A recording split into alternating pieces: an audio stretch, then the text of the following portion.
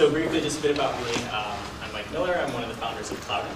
We do CouchDB hosting, and in particular, we're the people behind BigCouch, which is CouchDB scaled out for the largest of applications. I'm also an assistant professor of physics at University of Washington, and my background is in big data, distributed systems, and machine learning. So I'm going to try to talk about some of the cooler things we can do with NoSQL, and I'm going to talk about bringing intelligence into your applications, and in particular, the groundwork of how to build something like a Bayesian classifier within CouchDB. When we're done, in the next 30 minutes, you're going to have a few examples of how to run this thing in a little thin client application, how to run it server-side in JavaScript, how to run it in Node.js, Node.js, your choice. So what it's all about, in my mind, is making machines smarter. My favorite application for about the last 5 years is Quicksilver, because I tell machines what to do for a living, but I really like it when they anticipate what I want them to do, right? That, I think, is the real magic, and we're seeing that really materialized in augmented reality applications. I think is probably the one place where this really pops out to me, and in particular, what is driving the types of things that allow applications like this to translate on the fly, to recognize license plate numbers, right? To do more for you without you having to specifically go in and tell them exactly what to do. I find this stuff amazing, and after reading for the last 10 years how artificial intelligence is slow and behind and not happening, lo and behold, it's like creeping up into our everyday lives. And now when my mom, right, who can barely log on to Facebook, barely share a photo, goes abroad, right, she takes her phone with her and it translates signs. I think that's pretty amazing, and that's what we're going to try to get at today in some real baby steps. Okay, so we're going to do this using a NoSQL backend called CouchDB. How many people know CouchDB? How many people have used it beyond just looking at it? Okay, that's not too bad. How many people know Redis or want to know Redis in here? All right, sorry. All right, well, hopefully you can learn a few cool things about CouchDB. So I'll just give you a quick reminder or a little introduction. CouchDB is a very purist NoSQL database. Like Mongo, it's a document database. But the API is 100% REST. So you pass JSON objects over HTTP, and so it's very simple and powerful to build scalable applications out of this without having to use client-side drivers. What that allows you to do is a whole bunch of things, but basically it's flexible. Documents are stored as these JSON objects. They're actually, or passed in as JSON objects. They're actually stored in disk in a binary format. The whole thing's written in Erlang, but you don't have to know anything about that. You just have to know how to speak REST back and forth in the database from your application. So it's a document database. It actually implements MVCC. I think there was a question in the last one whether or not this can handle concurrency. And this is the exact opposite of MongoDB. MongoDB is about taking a single cursor and making it really fast, right? CouchDB is about having something that's very concurrent, so it implements this multi-version concurrency control so that readers don't interact or don't step on writers, and you don't end up with a lock in the system. So it's absolutely lockless from a global perspective. And if you're curious about that, I can tell you more about it later. It implements deep query by doing server-side MapReduce in the language of your choice, and then caching those results asynchronously in real time as materialized views. So if you come from the SQL world, it's not that big of a leap to think about materialized views. It's just that you can build those in a very expressive format using MapReduce. That's what we're going to do today, to do the Bayesian example. Okay? And then you can query those a bunch of different ways, and in particular, there's some hooks, like afterburners, that come after MapReduce that allow you to do some pretty complex processing. And that's what we're going to use specifically, this list functionality. So it's going to be MapReduce and then a server-side consumption of that MapReduce to allow somebody to interact with the database to do something complex. The other thing that really sets CouchDB apart is this ability to replicate data between two different servers. So because it's MVCC, you can have a master-master system. These masters can be two laptops. They can be a laptop and a server in the cloud, or a set of servers in a data center, or in the Cloudant case, they can be replications between two data centers. Okay, so you can have clusters of these things in multiple data centers. So it opens up a lot of exciting topologies. Real quick, what we do with BigCouch is we take this concept. CouchDB is a very elegant and performant database on a single server. The assumption is that all your data is going to be able to live on that one server. And when you need something that auto-shards to, say, a dozen or 100 different nodes, right, like Cassandra, like Riak, et cetera, that's where BigCouch comes in. we do that for you seamlessly under the hood. And so we do this in a way that makes it redundant, no single point of failure, etc. But let's get back to the fun stuff, which is making my application smart. So we're going to go through the building blocks of this. And just before I start, how many of you know some statistics or have that in your background? Everybody. I made this talk way too low level. Okay, so stop me as I go. So we're going to do a numerical example, okay, of a classifier. So I should ask, how many people write classifiers every day? All right, how many have done it a handful of times in the past? All right, so maybe it's not quite so bad. So we're going to do it. We're going to do it from the start. So again, I want to hear some questions sooner rather than later. So the way classifiers work are they recognize trends trends in your data. We're going to do a numerical example. Our sample data here is going to be separating two classes of the population, boys and girls. I don't mean this to be sexist, it's just the quickest thing I can whip up in a short amount of time. And so we're going to classify boys and girls. We're going to classify people in two properties, just their height and their weight. Okay, that's it. And you can see that I got this pretty unphysical. I don't think I got the heights right. I haven't met a 40-inch person in a while. So bear with me. But the exact numbers don't matter here. What matters is that if I have two classes in my population and I can color them, right, based on class, you can see that if I gave you a pencil and asked you to draw a line, right, between men and women or boys and girls in this, you could probably do it, right? And so that's what we need to train the computer to do.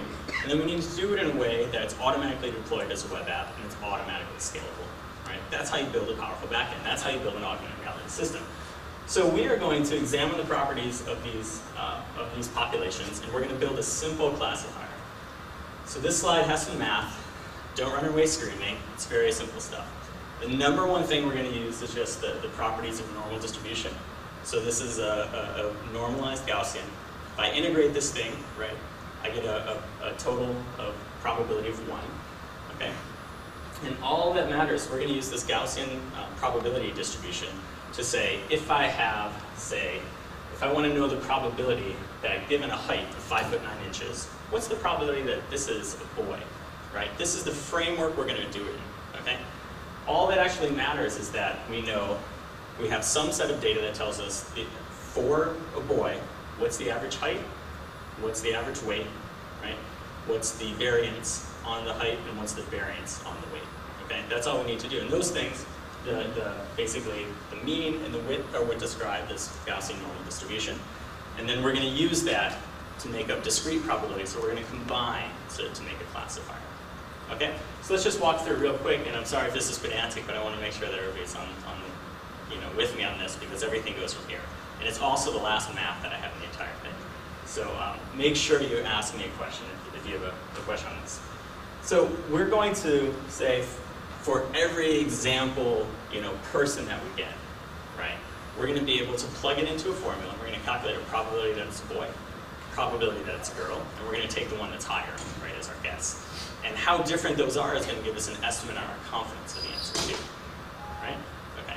So I see half the room nodding and half the room squinting. Everybody gets that part, right? We're going to get two numbers and compare, right? So given a measurement, right, we're going to calculate this probability that it's a male by running this formula a few different times. We're going to run it once for height, once for weight, and I skipped foot size because I just didn't have time to get it done. So all we have to do is plug that into this normal Gaussian, right, probability here. And if we know the average, the mean, and the variance, then I can come up with this number right here. Okay, that's all I have to do. I can do the same thing for weight by changing the variables. And I know that roughly half of my population is boys and half of it is girls. Okay, so that's what goes into this, and then I can kind of normalize the thing away. So that's all of the math that goes into this. Okay, but it's very powerful, and there's some assumptions here that height and weight are independent, but they're a little correlated, and that things are really Gaussian distributed. They're not, right? But actually, it turns out that this classifier behaves surprisingly well, even when you violate those assumptions. So this is used all over the place without really worrying about it. It also works for non-numerical data, but that's a lot more complicated, so I'm not going to go into that. That's more like TF-IDF, term frequency, inverse document frequency weighting. It's a lot of the stuff that underlies search boxes in Lucene, etc. So this example could be extended, but we're not going to do it. So that's what underlies the classifier. Actually, let me stop. Who's got questions on this? This is very important. This is good? All right.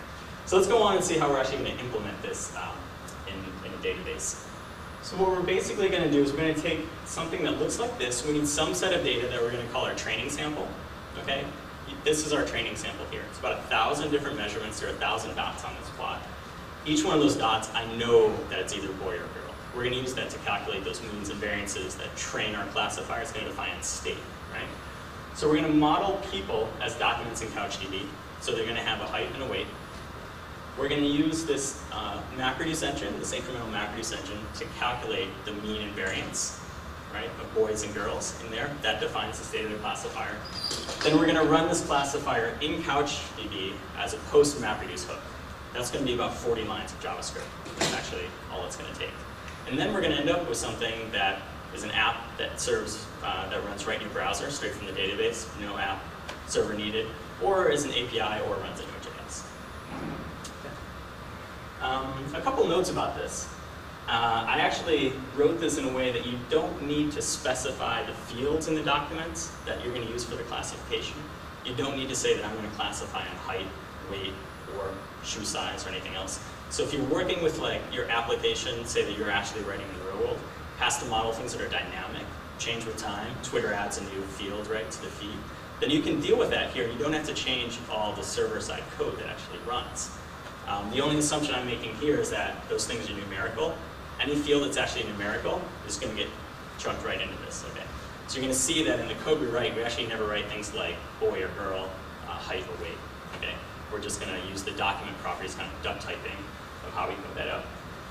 This actually doesn't have to work for just boys or girls. This could be multi-class learning, and you just get a set of probabilities, and then you can do with that what you want to.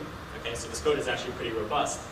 And the really cool thing about this, I don't have time to go into this in details, but the way CouchDB MapReduce works is that once you ask that question in MapReduce, once you run that query server side, it keeps it up to date for you ever more. So it's like a secondary index, all right? And it's continuous and it's incremental. Compared to like Hadoop MapReduce, the difference here is that when you ask that question, you don't have to, like if I ask that question a second time, I don't have to slurp through all the data again, okay?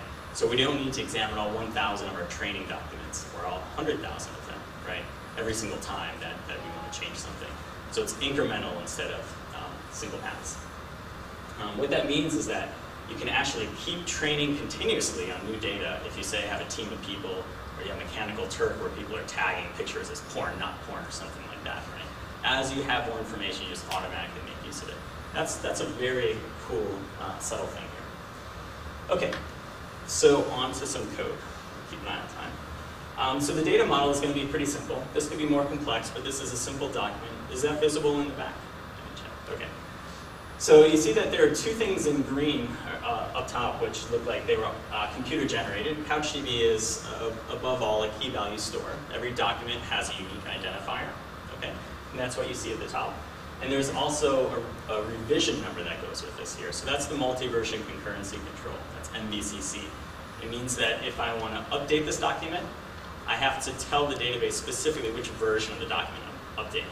So I would have to say, if I wanted to add a new field for foot size, I would have to say I'm updating document with _red equals 1.1-23, right? And so if somebody changed that document underneath me, then the database will tell me that. That's how I do concurrency, right? So those two things are built in. You don't have to worry about that so much. And then the other three fields here are the ones that I've defined. So height and weight are numerical values here. And in my training data, I have to tell the database whether this is a boy or girl, right? So I'm going to do that by making a field that I call class. And then you're going to see that I search for class, right, to define training data in the MapReduce code that I write. Okay? So pretty simple document structure. So what we need to do is go back and calculate those means and variances, right, for boys and girls. So we're going to do that with this code, okay? So this is an example of a map function that you can actually write in a language of your choice. JavaScript is what I'm using throughout this example, and by far the most popular in the Couch community, probably in the web community now at this point. So this is a handful of lines of code. You can write them either in the browser, in an interface to CouchDB, or actually I write them in TextMate and then push them up using a little synchronization tool. what happens is your code is getting packaged up as a document itself. It's getting sent to the database, okay? And then every time new documents come into the database or a document is changed, they run through that code. All right, so it's just a server-side procedure. You can think of it that way. What they do, it's map reduce, so it has to generate something. What it generates is key value pairs, okay? So the mapper generates keys and values, and then those are consumed by the reduce, all right? So you can think about how well this maps to calculating an average, right? So the average is going to add up a bunch of numbers, right? And then you're going to take the division by the total number of documents that you look at. So what we're going to do is basically emit here, and I'll show you this in more detail. We're going to use a compound key. So we're going to be able to say, I want to know for boy, for the property height, what is the average, okay? So my key is going to have something about the class. So this is either boy or girl. And the property, okay, which is either height or weight in this example. And then I'm going to get the numerical value of that. Okay? I'm going to show you how that works next. And the reduce function here is just a built-in one, which is called stats. And that calculates means and variances and things like that. It tells you the total number or the min and the max. And I'll show you. But this is the JavaScript itself, and you can see that it's pretty simple. I don't need a schema, but I can basically interrogate the documents and see if they fit the structure that I would like them to in order to be used here. And if they do, I use them. That's all. And so we ask whether the document has, whether it's well-formed and whether it has a property called class. That's the boy or girl. And then we just inspect every top-level key in the document. Okay, so you can see that I could have made this more complex if I wanted to dive down the tree, the document tree, but I didn't. I just went for top-level things here. And so if that document value is of type number, then I'm going to run this through this code. All right. So let's just look at what the output of that looks like before I actually run the reduce. So this is what that mapper is outputting, right? So I said it was going to output a compound key, right? It's going to output a key that's class and field. And so that's exactly what you see here. This is just the first 5 keys that are generated, okay, in this database that I put up. And so the keys are shown here in black. So they're boy, height, boy, height. They're actually sorted automatically for you. So it's not very diverse here, right? They're all the same key. But you can see that the values are different, and these are just the heights of the first 10 documents that were looked at. And so this is the input that the reducer is going to see. Okay? So this is another kind of distinction point with Hadoop where it's challenging in Hadoop to get the results, the map-only results, and there are some things on the market trying to give that to you. But that's one of the core things about this, this CouchDB MapReduce implementation. So the reducer is going to run in this, and you actually don't have to write a reduce code. You just select stats, and then you're going to get something that looks like this. So this is actually the list of all of the different keys in the database, and I've expanded one of them for you. So we have boy height, boy weight, right? And we also have girl height and girl weight. And then what the reducer outputs is the total number of documents that were examined, the minimum value of the height, or in this case, the maximum value of the height, and the mean, and the sum of the squares, which you can use to get the variance. Okay? So that alone determines everything that we needed to define the state of that basic classifier. Does that make sense? Okay. Questions? Nobody's asked me a question yet. Okay, go ahead. I'm trying to understand how does it implement this? So does it keep the final numbers and attach a small piece of data to it and recalculate? So does it keep the whole map value and then recalculates it as a new number, right? There's a whole metadata structure underlying this. The way these results are actually stored on disk is, for the secondary indices, is a B tree. So it's a B plus tree on disk. It feeds all the map values into the B tree. Yeah, essentially. Right, so it doesn't actually derive from this number. It just throws this number away when the new type. This is a representation of the B tree. It's very clever, actually. You store all of the relationship between which parent documents generate which keys, and the reduce values are actually stored partway down the B tree, and then the leaves are map values, I think. I can give you a nice reference. So it doesn't calculate the branch, it just adds the branch. It only has to recalculate sub-branches, portions, depending on what you ask for at query time. So it's a very elegant implementation that takes advantage of specific modifications to this B tree in CouchDB. Yeah? By default, when you get a document, does it get the latest revision? Yes. You can go backwards to old versions if you haven't run a cleanup process called compaction previously. Okay? So that's up to you as the user to find when that happens. Yeah? I don't see mean. No, you don't see mean. So mean is something that, so mean is you add a bunch of numbers and divide, right? Now what do I do if I have a new document that I want that changes that? So that one, you know, that means you got to go back and do it all from scratch, right? So one of the challenges of thinking in incremental MapReduce is taking the calculation you want to do and thinking about how you implement it in an incremental fashion, right? Something that's amenable to that. So instead of calculating the mean itself, you calculate the bits that you need to calculate the mean. So if I gave you, right, the numerator and denominator, you could calculate the mean, right? And so that's what I'm giving you here. I'm giving you the count, which is the total number of things, that's n in the denominator, and the sum, which is the sum of all the numerators, and also the same thing, the sum of the squares, so you can get the variance. So you can actually calculate as many moments mathematically as you want to using this type of thing. Okay. So yeah, that final mean calculation has to be done client side, or you could do it server side, but it's overkill, right? So you do a get for the structure and then calculate the mean in, you know, JavaScript or whatever you're in. Okay, and that's exactly what we do. I'm not even going to show that to you. Right, so let's go ahead and look at what the classifier actually looks like. So we just had to calculate, right, given a document of unknown type, we would compare it to all the probabilities that we had figured out, right, that we had stored with our classifier. So there's a lot of code here that we're not going to walk through in detail, but I'm just going to draw your attention to some of the highlights. And then if you want, this is actually up in the cloud, running in Cloudant right now. You can clone that to your own laptop and take a look at the code yourself. But basically, this is, I know Python better, so I'm going to show this to you in Python first, and then I'm going to show it to you in JavaScript. But this is a simple class, okay? And in the init method, it gets a pointer to a database, okay? And so it's going to be able to look at this data from the database and load its state in memory, okay? So that's happening here in this top method, the top column init where it says self.loadState. That's a detail that we don't have to worry about so much now, but it's just looking at that reduce output, okay? So it's taking the sum, the count, the sum of the squares, and calculating the means and the variances for everything that had been defined there, okay? So that's going to give you the ability to make a probability estimate on something. And then from there, it's pretty easy. Given a dictionary here that's some unknown thing that's passed into the classify method, then we simply walk all the keys and the values in that unknown dictionary, which is the second arrow, and we compare that to, so that thing may have a property height, it may have a property weight, and if it has a property height, we're going to go ahead and calculate, you know, what's its probability to be male, what's its probability to be female for height, and vice, and all the way down. So there are no assumptions actually on field names here, or what properties are stored in the database and what properties are in this document. It all just works together nicely, right? This is really like duck typing at work. And then we're going to go ahead and just calculate, we're going to run that equation that we saw in the second slide for all the different things, possibilities that we know about. And then we're going to make a guess and return that, okay?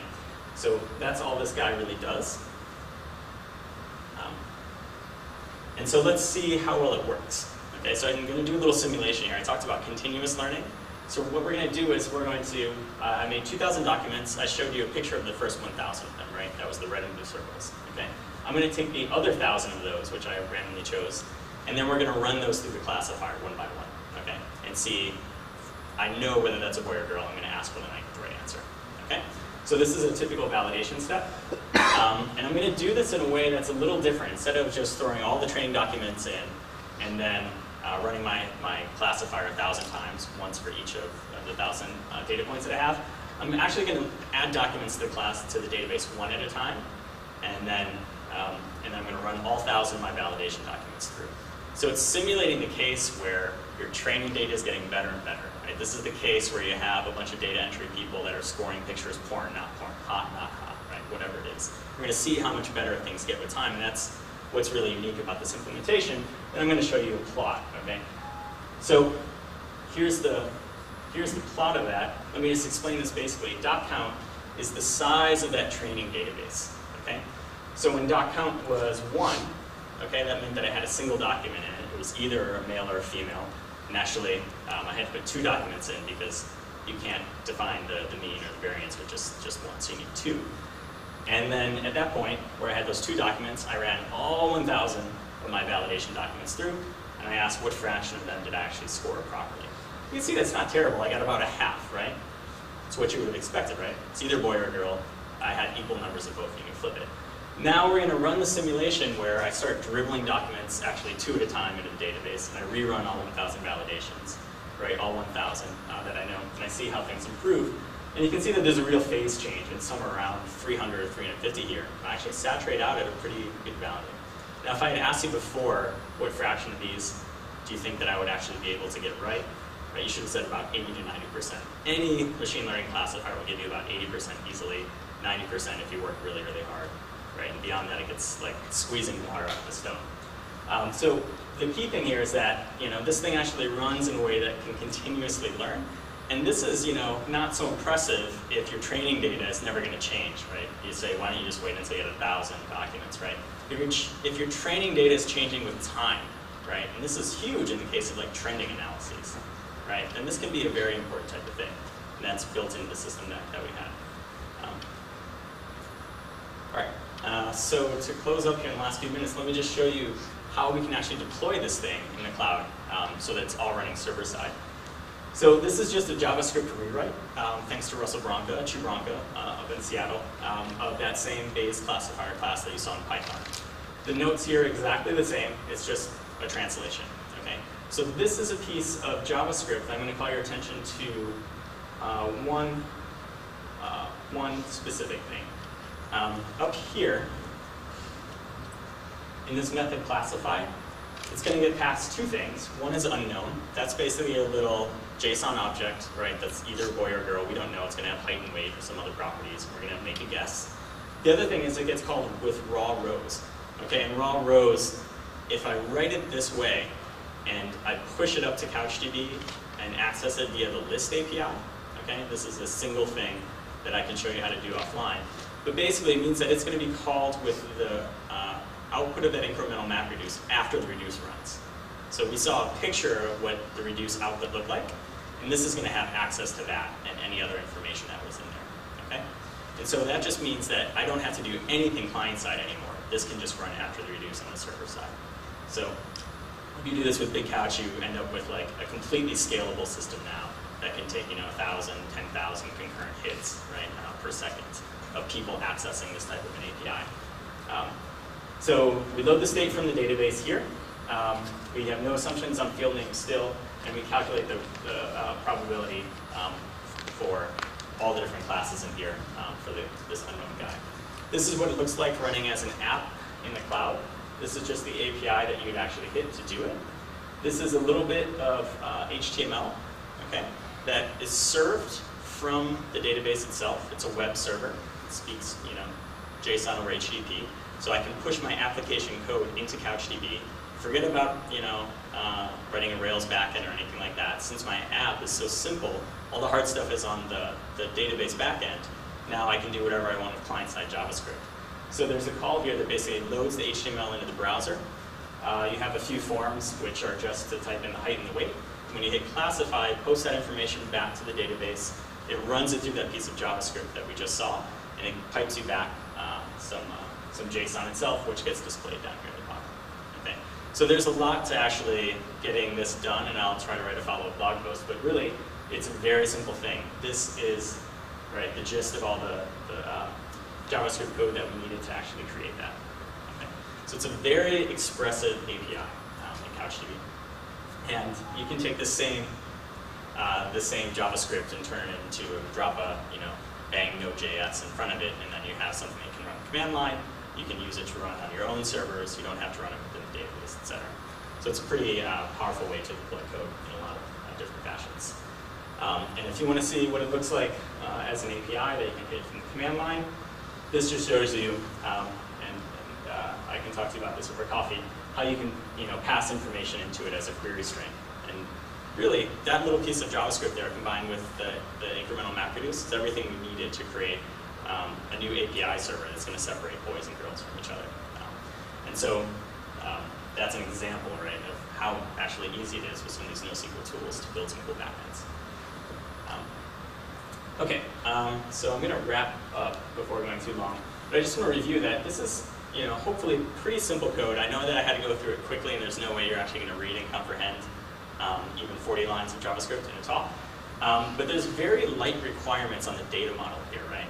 You can basically just inspect things dynamically to see if they have the right properties to be fed into your classifier. And that can definitely be relaxed if I write some better JavaScript.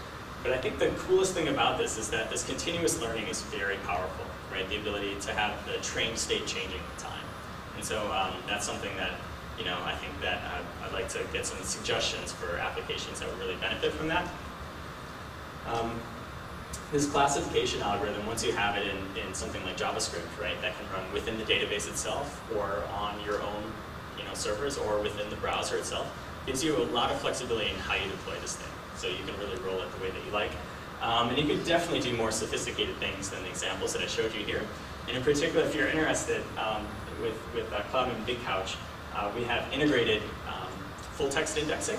We actually store those, we do the indexing and store those using the same type of MapReduce methods that I talked about here. And that means that the actual index is no longer like this opaque thing that Sphinx or Lucene writes for you. It's something that you have full transparency into. And that means that all of the pieces of information you need to do textual classification are there too. So all the TF-IDF scoring is exposed to you by querying that MapReduce API.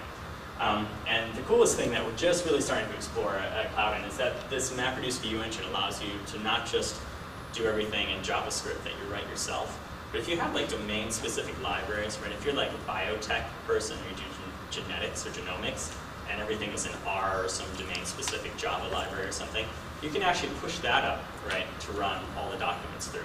So you can do some very sophisticated, powerful things with that.